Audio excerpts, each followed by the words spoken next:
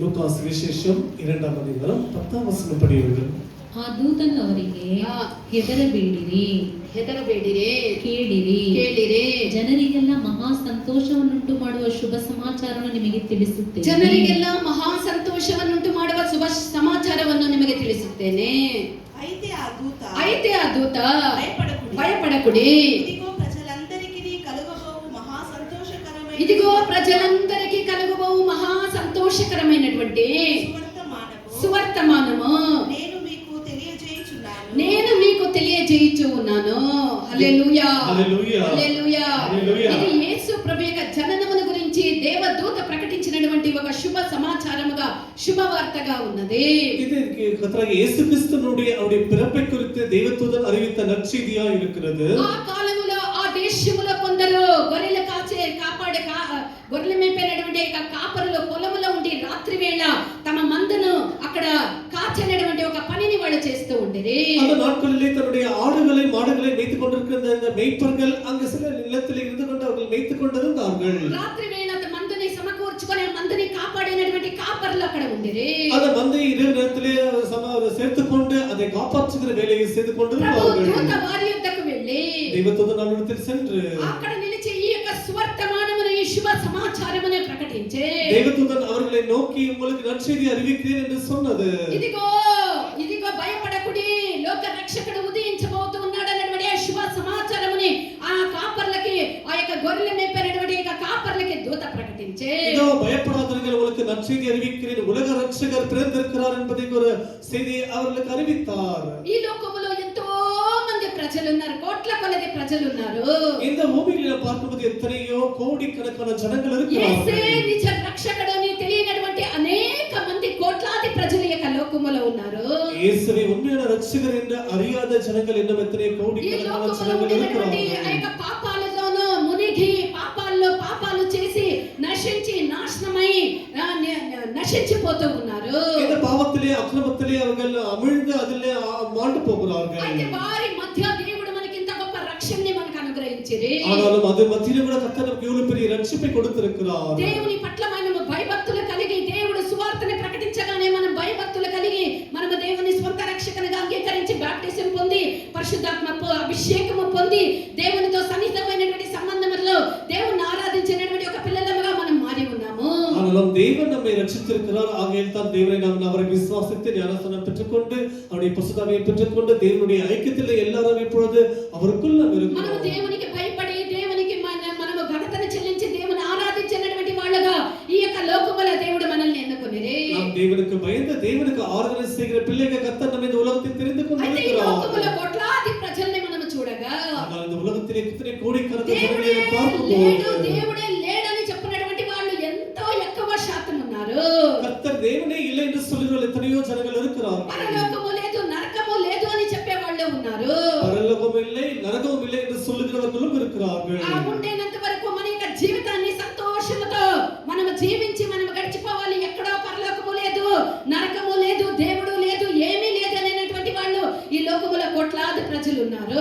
ஐயோ இருக்கிற வரைக்கும் நான் சந்தோஷமா இருந்து கடந்து போக வேண்டிய தவிர நமக்கு பரலோகம் இல்லை நரகம் இல்லை என்று அப்படி சொல்லுகிறவர்களும் இருக்கிறார்கள். అలాంటి నశించిపోయే మనుషుల్లో ఎంతో మంది మనకు కూడా తెలిసిన వాళ్ళు ఉన్నారు. அப்படி அழிந்து போகிற மனிதர்களே நமக்கு தெரிந்தவர்களும் எத்தனையோ ஜனங்கள் இருக்கிறார்கள். దేవుడే లేడని చెప్పినటువంటి అనేక మంది మనకు తెలిసిన వాళ్ళు ఉన్నారు.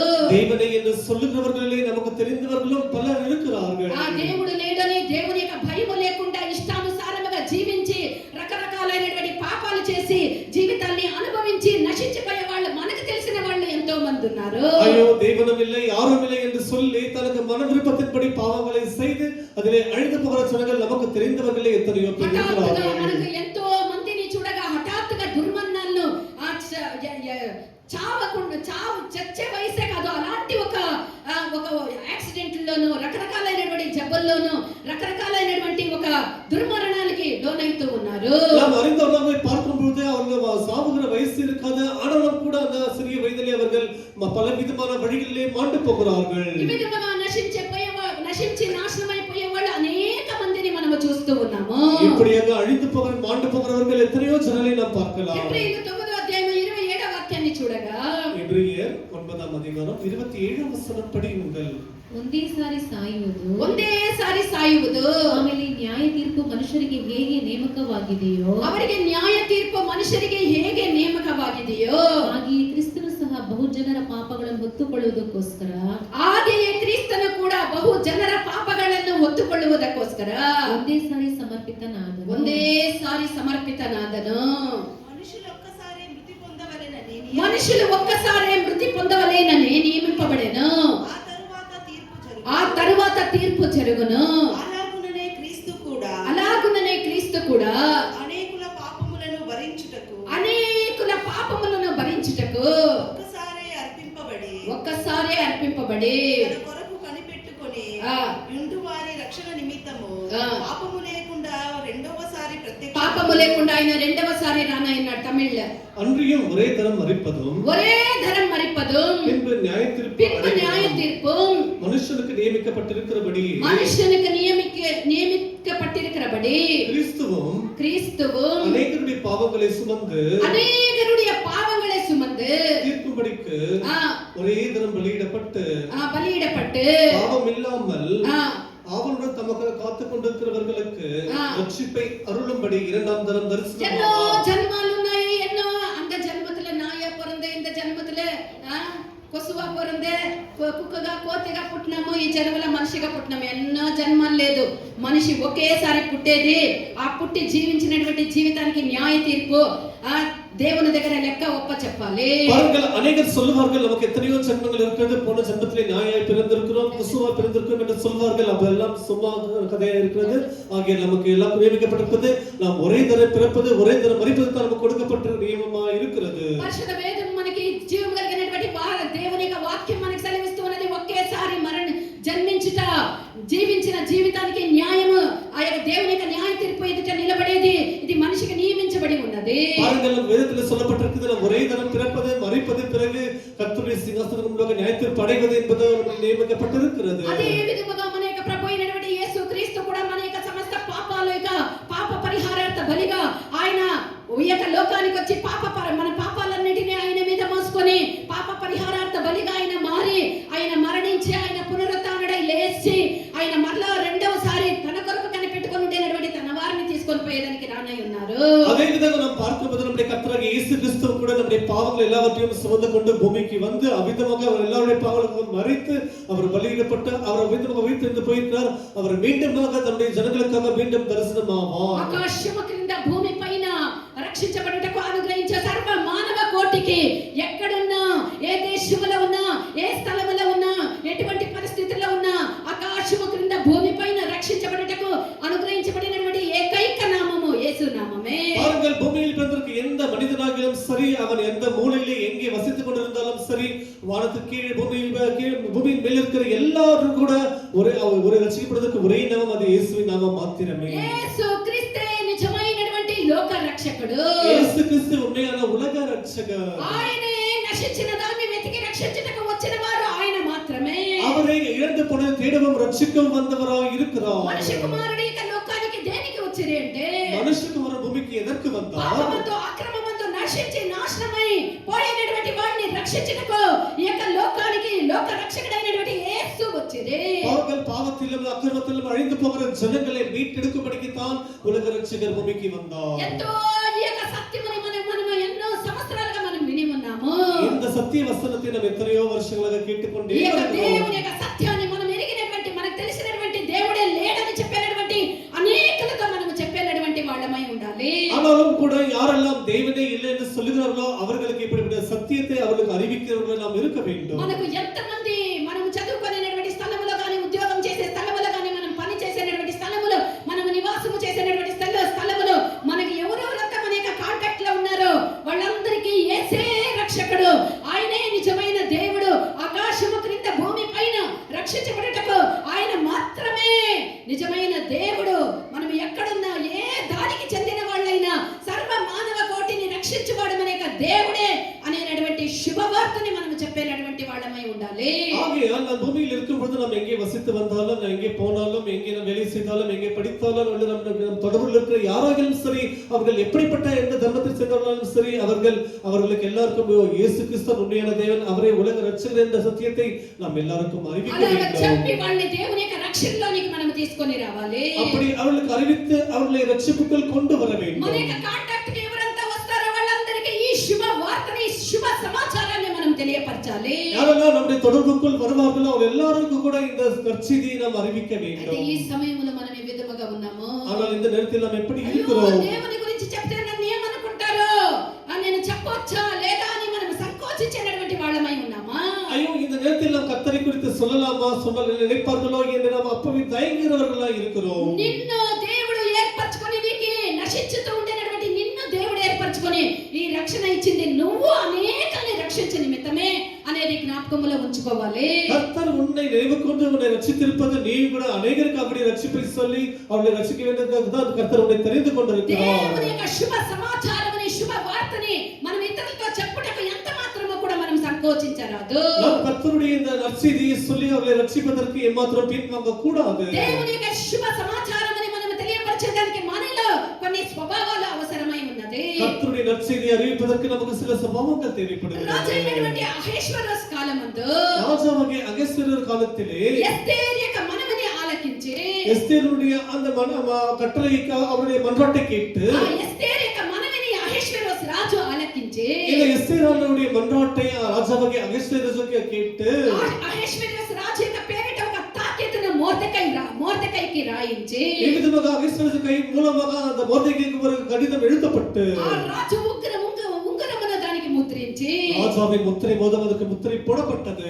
అది ఆ యొక్క ముద్రని ఆ తాకీదును గుర్రముల మీద కూర్చోబెట్టి ఆ యొక్క తాకీదును పట్టుకున్నటువంటి మనుషులు కొంతమంది గుర్రముల మీదను ఆ విధముగా அந்த தாக்கீதை பெற்றவர்கள் சிலர் குதிரைகள் மேலும் கூட అనగా రాజు నగరమునకు ఆ నగరములో పెంచబడినటువంటి ఆ యొక్క గుర్రముల మీదను ராஜாவால் வழங்கப்படுகிற அந்த குதிரையின் மேலே அந்த நகரத்தின் மேலாக ఆ యొక్క నగరములో పెంచబడినటువంటి ఆ యొక్క అశ్వముల గుర్రముల మీదను அந்த நகரத்திலே வழங்கப்பட்ட அந்த குதிரைகள் மேலும் కంచెర గాడిదల మీదను அந்த கோவேரி கழுதைகளின் மேலும் கூட ఆ యొక్క అంచె గాడిదలను ఎక్కించి அந்த முத்திரையை எடுத்துக்கொண்டு ఆ తాకీదును వారి చేతికిచ్చి రాజు ఆ యొక్క ముద్ర వేసినటువంటి ఆ యొక్క తాకీదును వాళ్ళకిచ్చి அது தாசனால் முத்திரை போடப்பட்ட அந்த தாக்கீதை அவர் கையில் எடுத்துக்கொண்டு వాడిని ఆ యొక్క సమాచారాన్ని ప్రకటించడానికి పంపించిరి.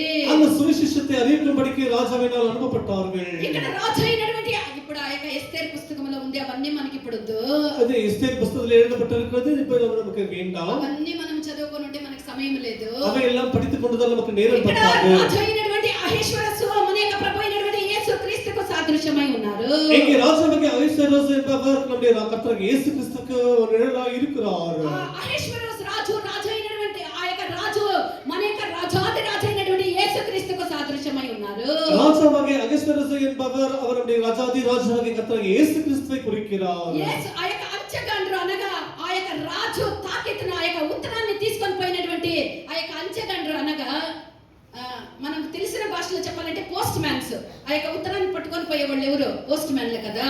ఆ యొక్క తపాలుదారులు అంటారు, ఆ యొక్క అంచెదారులు, ఆ యొక్క పోస్ట్ మ్యాన్లు ఎవరు అంటే இவ்விதமாக அந்த ராஜாவினால் முத்திரை போடப்பட்டதான அந்த தாக்கீதை அந்த செய்தியை பெற்றுக்கொண்டு போகிற அந்த தபால்காரர்கள் யார் என்று சொன்னால் யார் அவர்கள்? మనం ఒక్కొక్కరమే ఉన్నాము. அந்த செய்தியை கொண்டு போகிற ஒவ்வொருவரும் நாம இருக்கிறோம். రాజు ముద్రతో ఆ యొక్క ముద్రించబడినటువంటి ఆ యొక్క ఉత్తరాన్ని తీసుకొని పోయినటువంటి ఆ యొక్క పోస్ట్ మ్యాన్స్ మనమై ఉన్నాము. அந்த ராஜாவினால் முத்திரைப்படப்பட்ட அந்த செய்தியை கொண்டு போகிற எல்லாருமே நாம தபால்காரர்கள் தேவனால் அனுப்பப்பட்ட ஜனங்களா இருக்கிறோம். రాజు యొక్క శుభ సమాచారాన్ని తీసుకొని పోవుటకు ராஜாவின் அந்த நற்செய்தியை கொண்டு போவதற்கு అనగా గుర్రములు, కంచెర గాడిదలు, ఒంటెలను ఉపయోగించేవారు. இந்த குதிரைகள், கோவேரி கழுதைகள், இந்த ஒட்டகங்களை பயன்படுத்துவார்கள். ఆ యొక్క రాజు యొక్క ఆ ముద్రించబడినటువంటి ఆ యొక్క లేఖనమును తీసుకొని పోయేదానికి అశ్వములు, ఆ యొక్క ఒంటెలు, కంచెర గాడిదలు వీటిని ఉపయోగించేవారు. எவ்விதமாக ராஜாவினால் முத்திரைப்படப்பட்ட அந்த செய்தியை கொண்டு போவதற்கு அவர்கள் குதிரைகளையும் கோவேரி கழுதைகளையும் பிறகு ஒட்டகங்களையும் உபயோகப்படுத்துவார்கள். అశ్వము అనగా ఇది దేనికి సాదృశ్యమై ఉన్నది, లేదా గుర్రము అనగా ఇది దేనికి సాదృశ్యమై ఉన్నది అంటే குதிரைகள் என்று சொன்னால் இது எதை காட்டுகிறது? ఇది బలమునకు సాదృశ్యమై ఉన్నది. இது பலன்களை காட்டுகிறது. గుర్రము బలానికి సాదృశ్యమై ఉన్నది. குதிரை என்று சொன்னால் இது பலத்தை ప్రియమైనటువంటి காட்டுகிறது. దేవుని యొక్క జనము మన స్వంత బలముతోనో మన స్వంత జ్ఞానముతోనో యేసు ప్రభువును గురించినటువంటి ఆ యొక్క శుభ సమాచారాన్ని మనము లోకానికి మనం ప్రకటించలేము. பிரியமானவர்களே, நாம் தன்னுடைய சொந்த பலத்தினால் கர்த்தருடைய நற்செய்தியை சுவிசேஷத்தை நம்முடைய உலகத்துக்கு அறிவிக்க முடியாது. మన స్వంత జ్ఞానముతో మన స్వంత బలముతో దేవుని యొక్క శుభ వార్తను శుభ సమాచారాన్ని మనం అందించలేము. நம்முடைய சொந்த ஞானத்தினாலோ பலத்தினாலோ தேவனுடைய சுவிசேஷத்தை நம் பூமிக்கு இந்த உலகத்துக்கு அறிவிக்க దేవుని యొక్క முடியாது. శుభ వార్తను మనం ప్రకటించడానికి ఆంతర్యమందు మనకు బలం ఉండాలి. பாருங்கள், கர்த்தருடைய சுவிசேஷத்தை அறிவிப்பதற்கு நமக்கு கடைசி வரைக்கும் பலன் வேண்டும். మన ఆంతర్య పురుషుని యందు మన యొక్క ఆత్మలో మనం బలము కలిగి ఉండాలి. நம்முடைய உள்ளான மனிதனுக்குள் நமக்கு பலன் பெற்றவர்களாய் இருக்க మన வேண்டும். ఆత్మలో మనము బలపరచబడినప్పుడే நம்முடைய ஆவியிலே பலப்படுத்தப்பட்ட மாத்திரமே ఇతరులకి నశించిపోయినటువంటి ఆత్మలకి క్రీస్తుని గురించినటువంటి యొక్క శుభ వార్తని మనం ప్రకటించగలము. நாம் அப்படி இருந்தால் மாத்திரமே கிறிஸ்துக்குள் அறிவிக்கப்பட்ட அந்த சுவிசேஷத்தை எல்லாருக்கும் அறிவிக்கப்பட முடியும். అపోస్తల కార్యములు 4వ అధ్యాయము 31వ వాక్యాన్ని చదవండి.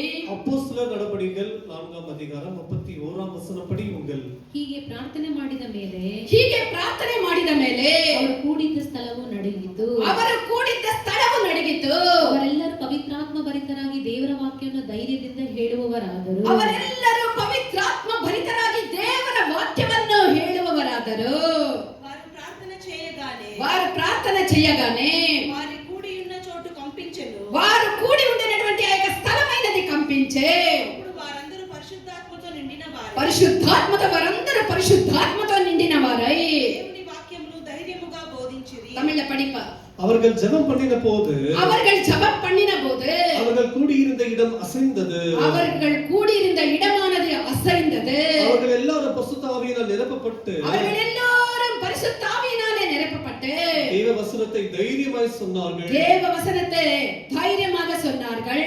పరిశుద్ధాత్మ అభిషేకము మనలో నిండుగా ఉన్నప్పుడే பரிசுத்தாவின் அபிஷேகம் நம்மில் நிறைவாக இருக்கும்போது మాత్రమే యేసుని గురించినటువంటి ఆ యొక్క శుభ వార్తను మనం ఇతరులకి మనము ధైర్యముగా మనం బోధించగలము. கர்த்தரை குறித்த சுவிசேஷத்தை நாம் மற்றவர்களுக்கு தைரியமாய் சொல்ல முடியும். గుర్రము అది బలమునకు సాదృశ్యమై ఉన్నది.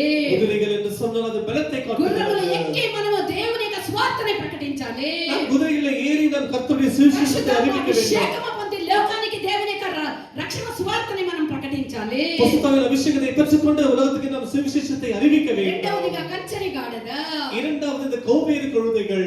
கழுதை புத்தி இல்லாதவர்களை பார்த்து கழுதை, புத்தி ఇల్లాத కழுதை, బుద్ధి లేని గాడిద అంటా ఉంటాం కదా. గాడిద అనగా అది తగ్గింపునకు సాదృశ్యమై ఉన్నది.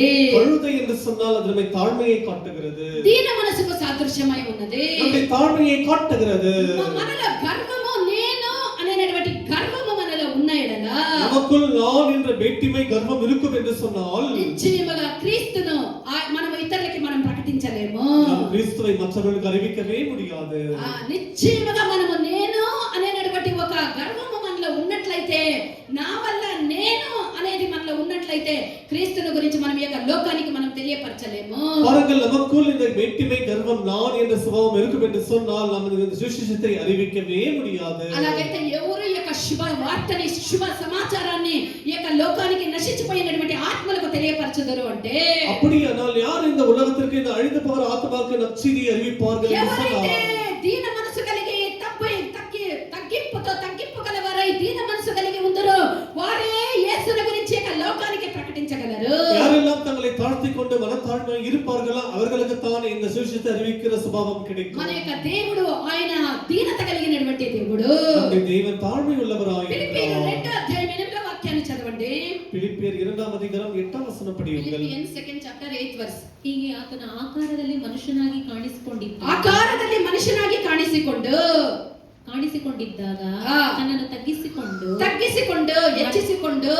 ಹೆಚ್ಚಿಸಿಕೋಬೇಕು ಅಂದ್ರೆ ಹೇಳೋ ಅವಶ್ಯಕತೆನೇ ಇಲ್ಲ. ಎಲ್ಲರಿಗೂ హెచ్చించుకోవద్దండి. దేవునికి ఇష్టము లేనిది దేవుడు హెచ్చింపగల వాళ్ళని ఎదిరిస్తాడు, శత్రువుగా మాడతారంటే కూడా అదే గుణాన్ని. అయితే దేవుడు ఆయన తగ్గింపు గల దేవుడు. ಅವರು ತನ್ನ ತಗ್ಗಿಸಿಕೊಂಡು ಮರಣವನ್ನು ಅಂದರೆ ಶಿಲುಬೆಯ ಮರಣವನ್ನಾದರೂ ఆయన శిలువ మరణ పర్యంతరము శిలువ మరణ పొందినంతగా తన్ను తాను ఆయన ఆకారమందు మనిషిగా పుట్టి ఆయన శిలువ మరణ పర్యంతము తన్ను తాను తగ్గించుకొనినవారు. அவர்கள் பூமியிலே ஒரு மனுஷனுமாய் காணப்பட்டு சிலுவை மரணத்தை அடையும்படிக்கு அவர் தன்னை தானே தாழ்த்தி இருக்கிறார். తగ్గింపు గలవారే ఈ తగ్గింపు కలిగినటువంటి దేవుని గురించి లోకానికి ప్రకటించగలరు. பாருங்கள், யாரெல்லாம் தாழ்மை இருப்பார்களோ அவர்கள் தான் தாழ்மையுள்ள தேவனை அறிவிக்க முடியும். దీన మనసు కలిగిన వాళ్ళే ఈ దీనుడైనటువంటి మన యొక్క క్రీస్తుని యొక్క లోకానికి తెలియపరచుదురు. யாரெல்லாம் மனத்தாழ்மையுள்ள சுபாவத்துடையவர்களோ அவர்கள் தான் இந்த மனத்தாழ்மையுள்ள தேவனை உலகத்துக்கு அறிவிக்கப்பட முடியும். తర్వాతగా ఒంటెలెక్కి రాజు యొక్క తాకీతును వాళ్ళు తీసుకొని పోయిరే. பிறகு அந்த ஒட்டகத்தின் மேல் ஏறி கூட இந்த ராஜாவின் செய்தியை அறிவிக்க புறப்பட்டார்கள். అంటే ఇది దేనికి సాదృశ్యమై ఉన్నది? ஒட்டகம் எதை காட்டுகிறது? ఇది దేవుని యొక్క సన్నిధానములో శ్రమ పడినటువంటి యొక్క మనసుకు సాదృశ్యమై ఉన్నది. இது தேவனுடைய சமூகத்தில் நாம் பாடுபடுகிற அந்த சிந்தையை காட்டுகிறது. అనేకులకి శ్రమ పడేది ఇష్టమే ఉండదు. அநேகருக்கு பாடுபடுவது என்று சொன்னால் விருப்பமே సుఖభోగంగా இருக்காது. జీవించాలని అందరూ ప్రయాసపడుతూ ఉంటారు. எல்லாரும் சுகமுகமாய் வாழ வேண்டும் என்று தான் பிரயாசப்படுகிறார்கள். అయితే మనము దేవుని యొక్క సన్నిధానములో శ్రమ పడినటువంటి ఒంటెలమై ఉండాలి. நாம் எல்லாரும் கூட தேவ சமூகத்தில் பாடுபடுகிற ఈ ஒரு యొక్క ஒட்டகத்தை போல ఒంటె இருக்க యొక్క வேண்டும். స్వభావం ఏమనగా இந்த ஒட்டகத்தின் சுபாவம் ఇది என்னவென்றால் ఎడారిలోను ధూళిలోను రకరకాలైనటువంటి ఆ యొక్క వడగాలులలోను ఎండ మావుల్లోను తట్టుకొని నడిచినటువంటి ఏకైక ప్రాణి యొక్క ఒంటె. இந்த ஒட்டகம் என்று சொல்லும்போது அதனுடைய குணாதிசயத்தை பார்க்கும்போது அது அந்த அதிகமான வெப்பத்தின் உஷ்ணத்தின் பகுதியிலே இந்த பாலைவனத்திலே அந்த மணலின் மத்தியிலே அது வேகமாய் நடக்கிறதா ఈ இருக்கிறது. రాజస్థాన్ లాంటి ఆ యొక్క ఇసుక నిండినటువంటి ఆ యొక్క ఎడారిలో నడిచినటువంటి ఆ యొక్క ప్రాణి యొక్క ఒంటె. பாருங்கள், இந்த ராஜஸ்தான் போன்ற இந்த எங்கெல்லாம் இந்த மணல் சூழ்ந்த பகுதி இருக்கிறதோ அங்கெல்லாம் இது வசிக்கிறதோ ஒரு மிருகம் ஒரு பிராணியா இருக்கிறது. వడగాలులు పెనుగాలులు ఆ యొక్క ఇసుక నిండినటువంటి ఆ యొక్క స్థలములో ఇది శ్రమ పడినటువంటి ఒక ప్రాణిగా ఉన్నది. அந்த புயல் காற்று பெருங்காற்று வீசுகிறது அந்த மணல் சூழ்ந்த மத்தியிலே அது வசிக்கிறதா இருக்கிறது. ప్రియమైనటువంటి దేవుని యొక్క జనమా, దేవుని మనము జనమే. కూడా క్రీస్తు నిమిత్తము శ్రమ పడేదానికి సిద్ధ మనసు కలిగిన వాళ్ళమై ఉండాలి. நாம கூட கிறிஸ்துவுக்கு என்று பாடுபடுகிற சிந்தை உடையவர்களாக இருக்க క్రీస్తు గురించి శ్రమ வேண்டும். పడేటువంటి యొక్క మనసు మనం కలిగి ఉన్నప్పుడే దేవుని యొక్క శుభవార్తని యొక్క లోకానికి మనము ప్రకటించగలము. பாருங்கள், கிறிஸ்து மாம்சத்திலே பாடுபட்டார். அப்படிப்பட்ட சிந்தை நாம கூட உடையவர்களாக இருக்க అదే வேண்டும். 1 పేతురు 4వ అధ్యాయం మొదటి 2 వాక్యాలను చూసినట్లయితే 1 పేతురు 4వ అధ్యాయం మొదటి 2 వాక్యాలు 1 பேதுரு 4ஆம் அதிகாரம் முதல் 2 வசனங்களை படியுங்கள். క్రీస్తు శరీరమందు శ్రమ పడిన గనుక అట్టి మనసును మీరు ఆయుధముగా ధరించుకొనుడని ఇక్కడ పేతురు అపోస్తలుడు రాస్తూ ఉన్నాడు. கிறிஸ்து மாம்சத்திலே பாடுபட்டபடியால் அப்படிப்பட்ட சிந்தையை நீங்களும் தரித்துக் கொள்ளுங்கள் என்று பேதுரு அப்போஸ்தலன் நமக்கு எடுத்து క్రైస్తవ உரைக்கிறார். జీవితం అంటే సుఖభోగమైనటువంటి జీవితము కాదు. கிறிஸ்துவின் ஜீவன் என்று சொன்னால் சுகபோகமான క్రైస్తవ జీవితం అంటే ஜீவன் அல்ல. ఆడంబరముగా జీవించినటువంటి జీవితము కాదు. கிறிஸ்துவின் ஜீவன் என்று சொன்னால் ஆடம்பரமாய் ஜீவிக்கிற ஜீவன் క్రీస్తు இல்லை. యొక్క జీవితము అనేది మనల్ని మనము లోకానికి తెలియపరచుకునేటువంటి జీవితము కాదు. கிறிஸ்து ஜீவன் என்று சொன்னால் நம்ம உலகத்துக்கு தெரியப்படுத்துகிற ஒரு ஜீவன் క్రీస్తు கிடையாது. కొరకు శ్రమ పడినటువంటి ఒక జీవితము. கிறிஸ்து ஜீவன் என்று சொன்னால் அது క్రీస్తు பாடுபடுகிற కొరకు ஜீவன். నిందలు, అవమానాలు, ఎదిరింపులు ఏమైనా సరే సహించగలమనేటువంటి ఒక మనసు కలిగినటువంటి ఒక జీవితమే క్రైస్తవ జీవితము. கிறிஸ்து ஜீவன் என்று சொன்னால் எப்படிப்பட்ட அவமானம், எப்படிப்பட்ட துக்கம், எப்படிப்பட்ட ஒரு பாடுகள் எல்லாவற்றையும் சகிக்கிற ஒரு குணமே உள்ளவர்கள் தான் கிறிஸ்துவின் ஜீவியமாய் ఆయన இருக்கிறது. గురించినటువంటి ఒక శుభ సమాచారముని ఇతరులకి మనం అందించాలి. கிறிஸ்துவின் சுவிசேஷத்தை அறிவிப்பதற்கு மற்றவர்களுக்கு அறிவிக்கிற ஒரு பிள்ளைகள் நாம் இருக்க అనేక வேண்டும். నశించిపోయినటువంటి ఆత్మలకి క్రీస్తు రక్షకుని గురించి మనం తెలియపరచే వాళ్ళమై ఉండాలి. அழிந்து போகிற ஆத்மாக்களுக்கு கிறிஸ்துவை குறித்து அறிவிக்கிறவர்களாய் நாம் இருக்க வேண்டும். అలాగైనట్లయితే క్రీస్తు కొరకు శ్రమ పడినటువంటి ఆ యొక్క మనసుని మనం ఆయుధముగా ధరించుకోవాలి. அப்படி இல்லை என்று சொன்னால் கிறிஸ்துவை போல பாடப்படுகிற சமூகத்தை நாம் ஆயுதமாக தரித்துக் கொள்ள బాగా வேண்டும். అలంకరించుకోవాలి, బాగా అందముగా ఉండాలి, బాగా హెచ్చించుకోవాలి, మైకలు పట్టుకోవాలి, ఒక పాట పాడాలి, అందాన్ని ప్రకటించాలి, మన యొక్క సామర్థ్యాలను ప్రకటించాలి. ఇది కాదు దేవుని కొరకు శ్రమ పడేది. క్రీస్తు కొరకు మనం శ్రమ పడేదానికి, నిందలు అనుభవించేదానికి, అవమానములు అనుభవించేదానికి, క్రీస్తు రాజ్య సువార్తను ప్రకటించేదానికి మనము శ్రమ పడేటువంటి యొక్క మనసుని మనము ధరించుకొని ఉండాలి. அவர்கள் கிறிஸ்துவுக்கு என்று பாடுபடும்படிக்கு, அவருக்கு என்று அவமானப்படும்படிக்கு, துக்கப்படும்படிக்கு, எல்லாவற்றுப்படும்படிக்கு நாம் அவருக்கு என்று ஒப்பு கொடுக்கப்பட்டிருக்க வேண்டும். ఈ రక్షణ శుభవార్తని మనము చెప్పేదానికి మనము దేవుని కొరకు శ్రమ పడినటువంటి యొక్క మనసుని మనం ఆయుధముగా ధరించుకోవాలి. இந்த சுவிசேஷத்தை அறிவிக்கும்படிக்கு நாம் கிறிஸ்துவுக்கு என்று பாடுபடுகிற மனதை தரித்துக் கொண்டவர்களாய் இருக்க வேண்டும். అనుకుంటారో అని మనము ఆలోచించిన ఎడలా దేవుని కొరకు శ్రమ పడేటటువంటి, దేవుని కొరకు ఆత్మల్ని ఆదాయం చేసుకునేటువంటి వాళ్ళముగా ఉండలేకపోదుము. பாருங்கள், ஐயோ நாம் சுவிசேஷத்தை சொன்னால் அவர்கள் என்ன நினைப்பார்களோ, இவர்கள் என்ன நினைப்பார்களோ என்று நாம் நினைத்துக் கொண்டால் தேவனுடைய சுவிசேஷத்தை நாம் அறிவிக்கவே முடியாது. దేవుడు మన ఎడల కోరేనటువంటి కార్యమేమే, கர்த்தரிடத்தில் விரும்புகிற காரியம் என்ன? మన యొక్క అందమును, మన యొక్క కార్యాలను, మన యొక్క ప్రతాపాలను, మన యొక్క గొప్పతనాలను, మన యొక్క పరిశుద్ధతను, మన యొక్క గొప్పతనాలను కాదు దేవుడు కోరేది. பாருங்கள், தேவன் நம்முடைய பிரபாவத்தையோ, நம்முடைய பெரிய பெரிய காரியங்களை கர்த்தர் விரும்புவது. ఉన్నது. ఉచితముగా మనము పాపులము దుర్మార్గులము ద్రోహులమై ఉండగా ఈ యొక్క నిత్య రక్షణని దేవుడు మనకు అనుగ్రహించే పొందుకున్నటువంటి మనము ఈ రక్షణ సువార్తల గురించి తెలియనటువంటి అనేక జనులకు మనము తెలియపరచాలని దేవుడు మన ఎడల కోరుతూ ఉన్నారు. பாருங்கள், நாம் பாவிகளும் துரோகிகளும் துர்மார்க்கமாய் இருக்கும்போதே கர்த்தர் நமக்கு இலவசமாய் இந்த சுவிசேஷத்தை நமக்கு ரட்சிப்பை கொடுத்தார். அதே விதமாக நாம் கூட నశించిపోయే அறிவிக்க ఆత్మల வேண்டும். పట్ల శ్రద్ధ కలిగి ప్రార్థించేటటువంటి వాళ్ళముగా శ్రమపడే వాళ్ళముగా ఉండాలని దేవుడు కోరుతూ ఉన్నారు. இந்த அழிந்து போகிற ஆத்ம மக்களுக்காக நம்ம மிகவும் கருத்தாய் அவர்களுக்காக பாடுபட்டு ஜெபிக்கிறவர்களா இருக்க வேண்டும் என்று கர்த்தர் விரும்புகிறார். కన్నీళ్లు కార్చి పాపమందు అక్రమమందు సైతాన్ యొక్క బంధకాలందు చిక్కుకున్న వాళ్ళ కొరకు ప్రార్థించి వాళ్ళకు విడుదల సువార్తని ప్రకటించే వాళ్ళముగా మనం ఉండాలి. பாருங்கள், நாம் கண்ணீர் விட்டு ஜெபம் பண்ணி நம்ம அழிந்து போகிற ஜனங்களுக்காக நம்ம சுவிசேஷத்தை அறிவித்து ஜெபம் பண்ணுகிறவர்களா இருக்க வேண்டும். అలాంటి వాళ్ళు ఏ విధముగా ఉందరు అంటే அப்படிப்பட்டவர்கள் எப்படி இருப்பார்கள்? యెషయా 52వ అధ్యాయము 7వ వాక్యాన్ని చదవండి. ஏசாயா 52వ அதிகாரம் 7వ వచనం படியுங்கள்.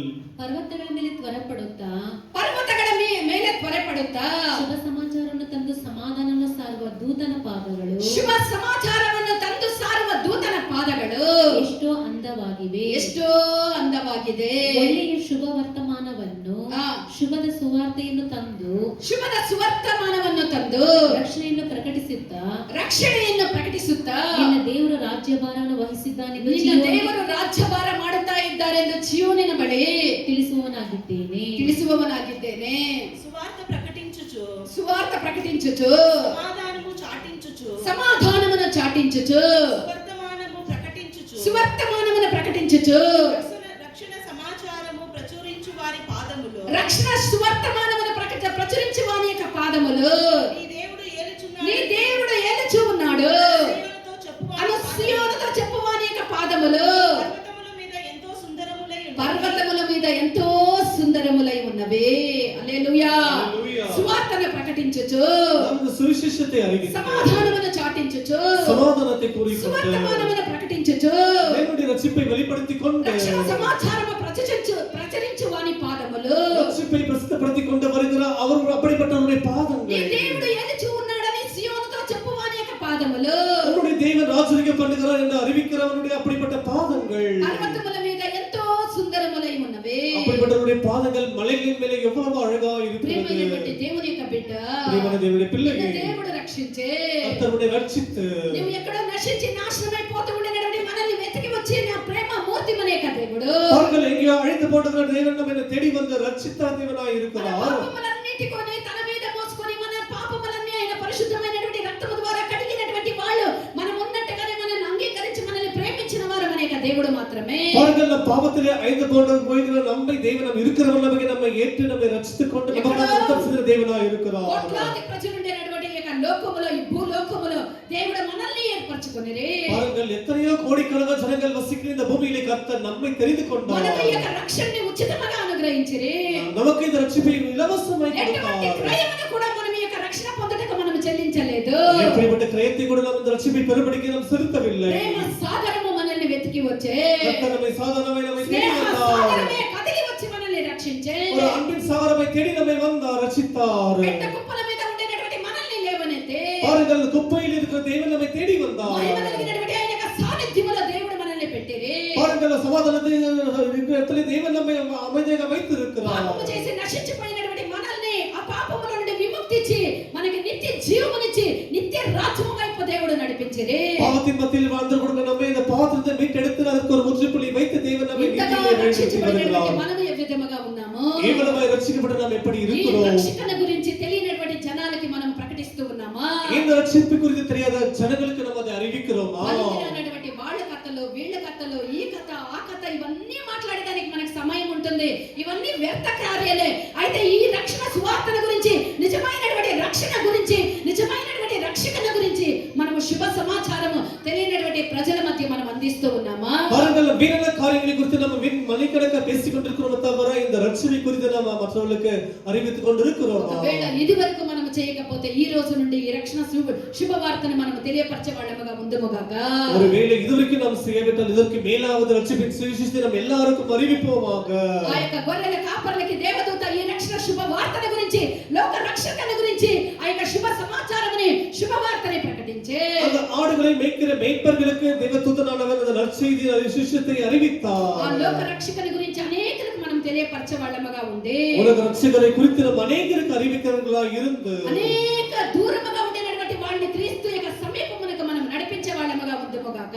தூரமாய் இருக்கிற ஜனங்களை கர்த்தருக்கு சமீபமாய் வரப்பண்ணுவோமாக. అదే నిజమైనటువంటి యొక్క పండుగ యొక్క ఆ ఒక అనుభవమై ఉన్నది. அதுதான் நமக்கு ஒரு உண்மையான பண்டிகையின் அனுபவமாய் మనిషి తాను இருக்கிறது. శరీరమందు జరిపించినటువంటి మంచికే గాని చెడుకే గాని దేవుని యొక్క న్యాయపీఠం ఎదుట యథాస్థితిలో నిలబడాలని వాక్యం సెలవిస్తూ ఉన్నది. பாருங்கள், மனிதனானவன் தான் செய்கிற நன்மைக்காகவும் சரி தீமைக்காகவும் சரி கர்த்தருடைய சிங்காசனம் முன்பாக நிற்க வேண்டும் என்பதை நம்முடைய வசனம் சொல்லுகிறது. చదవండి 2 కొరింథీయులు 5వ అధ్యాయం 10వ వాక్యాన్ని చదవండి. 2 కొరింథీయులు 5వ అధ్యాయం 10వ వచనం పడి ಉಂಟು. ಯಾಕಂದರೆ ಪ್ರತಿಯೊಬ್ಬನು ತನ್ನ ದೇಹದ ಮೂಲಕ ನಡೆಸಿದ ಒಳ್ಳೆಯದಕ್ಕಾಗಲಿ ದೇಹದ ಮೂಲಕ ನಡೆಸಿದಂತ ಒಳ್ಳೆಯದಕ್ಕಾಗಲಿ ಕೆಟ್ಟದಕ್ಕಾಗಲಿ ಸರಿಯಾಗಿ ಪ್ರತಿಫಲವನ್ನು ಹೊಂದುವುದಕ್ಕೋಸ್ಕರ ನಾವೆಲ್ಲರೂ ಕ್ರಿಸ್ತನ ನ್ಯಾಯಾಸನದ ಮುಂದೆ ಯಥಾಸ್ಥಿತಿಯಲ್ಲಿ ನಾವೆಲ್ಲರೂ ಕ್ರಿಸ್ತನ ನ್ಯಾಯಾಸನದ ಮುಂದೆ ಯಥಾಸ್ಥಿತಿಯಲ್ಲಿ ಕಾಣಲ್ಪಡಬೇಕು. ஏனென்றால் சரீரத்தில் அவனவன் செய்த நன்மைக்காவது செய்த நன்மைக்காவது தீமைக்காவது தக்க பலனை அடையும்படிக்கு நாம் எல்லாரும் கிறிஸ்துவின் நியாயாசனத்திற்கு முன்பாக வெளிப்பட வேண்டும். நாம் எல்லாருமே கிறிஸ்துவின் நியாயாசனத்துக்கு முன்பாக வெளிப்பட வேண்டும். ఎందుకనగా తాను జరిగించిన క్రియల చొప్పున ఏవి మంచివైనను సరే అవి చెడ్డవైనను సరే దేహముతో జరిగించినటువంటి ప్రతి ఒక్క కార్యమునకు దేవుని యొక్క న్యాయపీఠం ఎదుట యథాస్థితిలో మనం కనబడవలేను. ఆమేన్, హల్లెలూయా. మనకుండేది ఒకే ఒక జీవితము, நமக்கு ஒரே ஒரு ஜீவியம், మనకుండేది ఆయుష్ ఇంకా కొద్ది కాలమే, நமக்கு కొంచె నాட்கள் ఆయుష్ నాட்கள் தான். నశించిపోయినటువంటి యొక్క లోకాన్ని వెతికి మనం నాశనం అయిపోకుండా இந்த உலகத்தை தேடி நாம் அழித்து போகாமல் మనలందరినీ తీసివేయబడినటువంటి ఒక నిత్యమైనటువంటి కార్యముని అల్పాయుష్లో మనం పొందుకొందుముగాక. நம்மை விட்டு எடுபடாத ஒரு நல்ல நித்தியమైన కార్యాన్ని మనం వెతుకుదాము. సమాచారముని తెలియనటువంటి అనేక జనానికి మనం ప్రకటించి இந்த நற்செய்தி சுவிசேஷத்தை అనేక జనங்களுக்கு தெரியாதவங்களுக்கு మనం அறிவித்து తెలియనటువంటి అనేక మందిని మనం దేవుని యొక్క సన్నిధానానికి ఈ రక్షణలోనికి నడిపించే వాళ్ళముగా మనం మారటకు మనం ప్రయాసపడదుముగాక. దేవుని அறியாத జనங்களை దేవునికి పక్కమాయి తిరిపి அவர்களை ரட்சிக்கப்படிக்க நம்ம பிரயாசப்படுவோமாக. దేవుడు మన కృపల్ని అనుగ్రహించుదురుగాక. கர்த்தர் நமக்கு செய்வாராக. ಈ